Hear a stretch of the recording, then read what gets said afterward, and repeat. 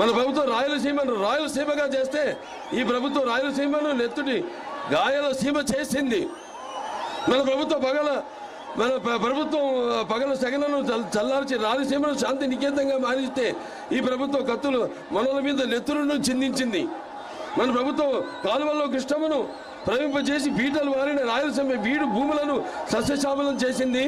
ఈ ప్రభుత్వం ముఠాకక్షలను పెంచి పోషిస్తూ కాలువల్లో నెత్తుటి వరదలు పారించింది.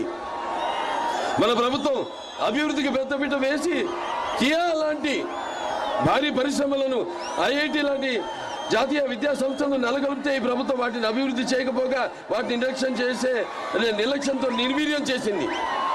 సిద్ధం అన్నాడు జగన్. దేనికి సిద్ధం? బాబాయిని చంపేసి తల్లిని చెల్లిని గెట్టేసి బాబాయిని చంపిన నిందితులను కాపాడుతూ చెల్లికి ద్రోహం చేశావు.